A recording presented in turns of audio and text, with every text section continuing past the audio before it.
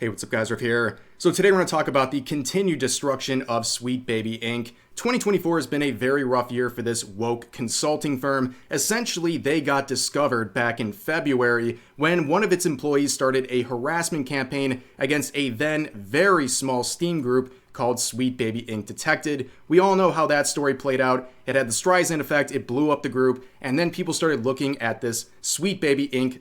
company and looking at their website and seeing their client list and their agenda and some of the games they've worked on. And as a result, anyone associated with Sweet Baby has had a very rough year. People are rejecting anything they're associated with because people are concerned about what kind of woke DEI garbage is going to end up in those products if they work with Sweet Baby. This company has essentially become a death mark. Nobody wants to be publicly associated with Sweet Baby, and now Sweet Baby finds itself in a tough position where they have to rebrand in a way that deals with their negative reputation among gamers. And they're doing just that. So essentially, Sweet Baby nuked their own website and recreated it in a way that I believe is trying to continue pushing its woke agenda, but doing it behind the scenes and also doing so while continuing to work with their current clients, but doing so in a very private way. So what happened? Well, if you had an old link to the website and you use it, you're brought to this page, essentially an error 404 type message saying this page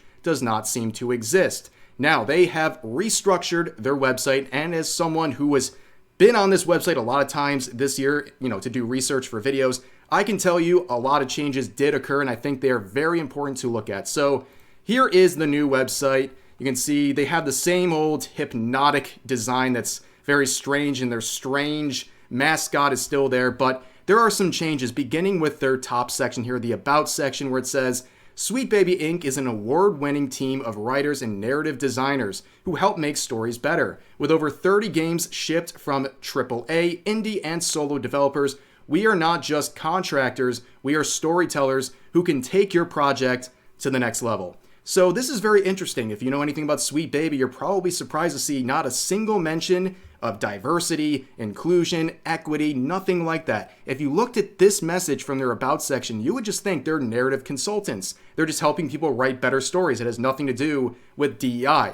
Now, of course, we have some archives of their former website. This is their previous About section that says this. Founded in 2018, Sweet Baby Inc. is a narrative development and consultation studio based in Montreal and working around the globe. Our mission is to tell better, more empathetic stories while diversifying and enriching the video games industry. We aim to make games more engaging, more fun, more meaningful, and more inclusive for everyone. So you see this mention of empathetic stories, diversifying, and also more inclusion, and all of that stuff has been ripped from the current About section.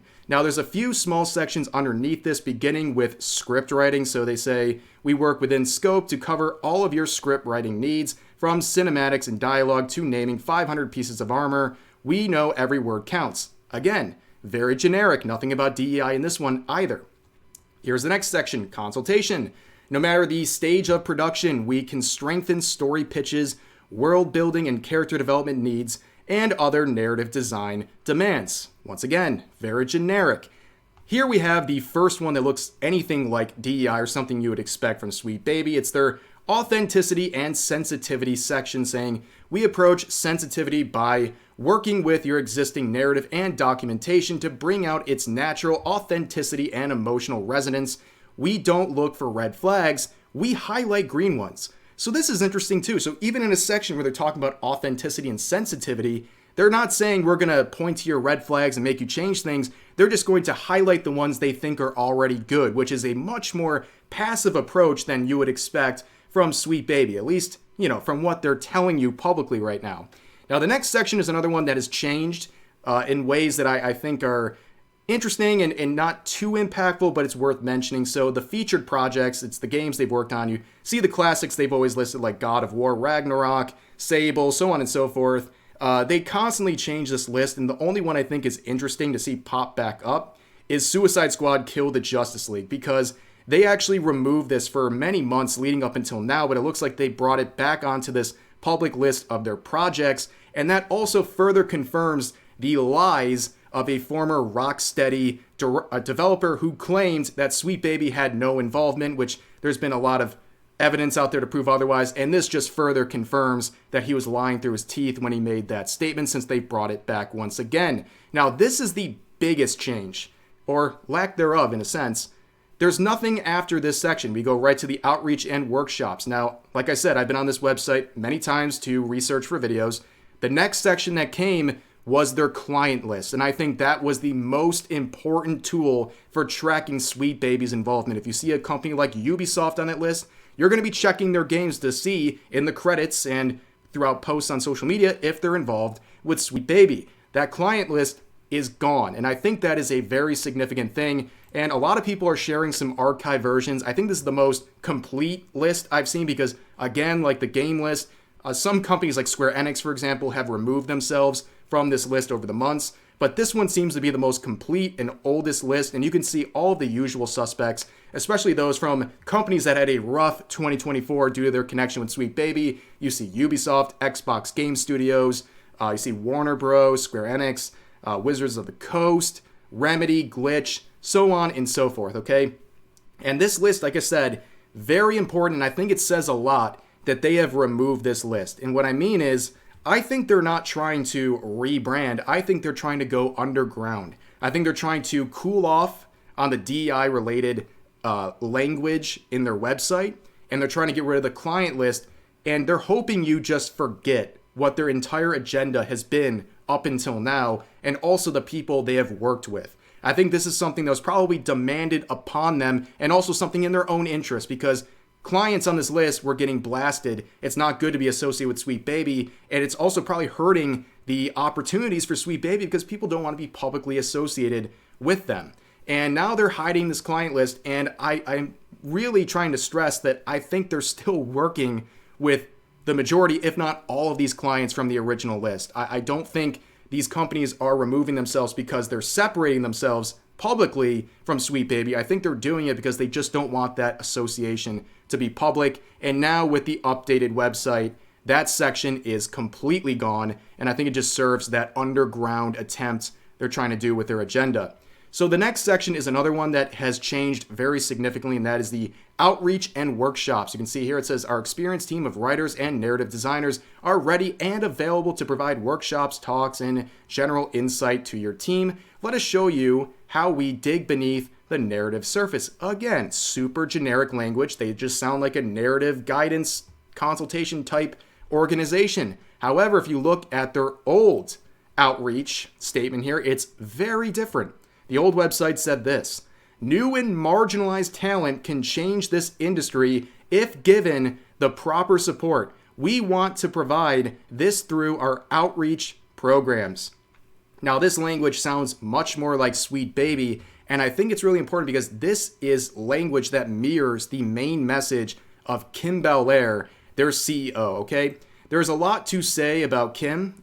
She's the one responsible for many infamous quotes, like the one where she said that you should go and terrify your bosses with the threat of cancel culture and things like that if they don't work with consultation groups like Sweet Baby. But there's another very interesting quote that people have dug up recently. This is a 1-minute clip that she uses to express kind of the hiring process at Sweet Baby, and it greatly reflects that old outreach type thing with their old message, because in this, she will state that clearly to Kim, the most important thing in the hiring process is the color of your skin and your background, not your writing skills, which is a big contradiction to what they're trying to do with the updated website that's all about narrative consultation and improving the writing of your story. And in this clip, she's saying the background and experience of the employee is more important than their writing skills because they need to be able to relate and express kind of the cultural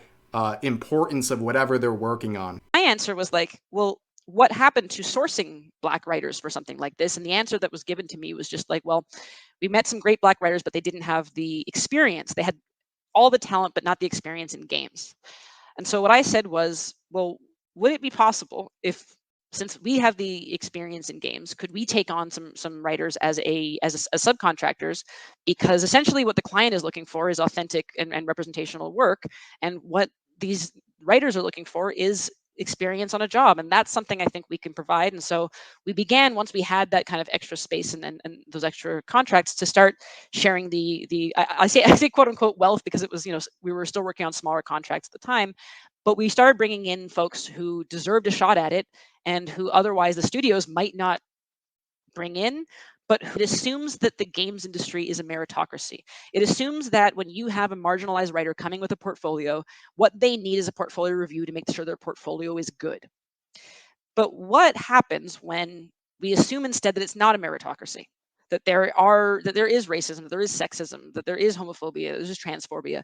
Just to bring this home once again, it seems very clear that in the hiring process, Kim has always prioritized people's skin color and their background over their actual skills. And now that they're trying to rebrand into this narrative consulting firm that doesn't have this blatant secondary agenda, why would you think that these people are the most qualified? If you're trying to work with Sweet Baby or they're approaching you, wouldn't you be concerned about the qualifications of some of their current employees who are likely hired simply because of the color of their skin and not their actual abilities? If this company is claiming that they are strictly about helping with the writing process and the story, then why are those values they used to highlight, why would those be so important in that process? But there's some other discoveries to be made here. One last one.